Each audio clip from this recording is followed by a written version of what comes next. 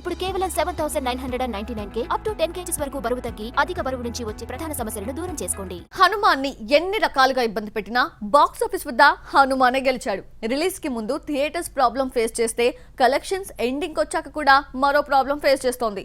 Hanuman block buster తర్వాత ప్రశాంత్ వర్మనే ఎందుకు target చేశారు? కొత్తగా వచ్చిన వివాదానికి డైరెక్టర్ ఎలాంటి సమాధానం ఇచ్చాడు? గుంటూరు కారంకు పోటీగా వస్తుందని హనుమాన్ పై మహేష్ ఫ్యాన్స్ ట్రోలింగ్ స్టార్ట్ చేశారు.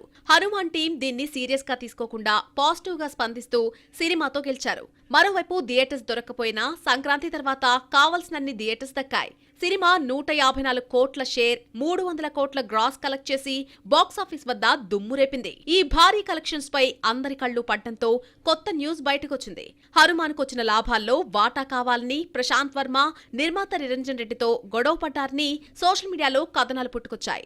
30 కోట్ల అదనంగా ఇవ్వాలని ఒత్తిడి తెచ్చాడని, లేదంటే సీక్వెల్ కు పని చేయనని ప్రశాంత్ వర్మ అన్నట్టు పలు రకాలుగా వార్తలొచ్చాయి. వీటన్నిటికీ ఒక పోస్ట్ తో సమాధానమిచ్చాడు దర్శకుడు. ప్రశాంత్ వర్మ తనపై పడిన గాసిప్ పై స్పందిస్తూ ట్విట్టర్ లో పోస్ట్ పెట్టాడు. నిర్మాతతో కలిసి దిగిన ఫోటోను షేర్ చేస్తూ ఇద్దరం ఒకే ఫ్రేమ్ లో చాలా సంతోషంగా ఉన్నామన్నట్టు తెలిపాడు. తమపై వస్తున్న నెగిటివిటీని తీసిపడేస్తూ నవ్వుకుంటున్నామని రాసుకొచ్చాడు. హనుమాన్ స్పిరిట్ ను కంటిన్యూ చేస్తామన్నాడు దర్శకుడు. చిన్న సినిమా పెద్ద హిట్ అయితే ఇంత నెగిటివిటీ వస్తుందా అని నెటిజన్లు షాక్ అవుతున్నారు.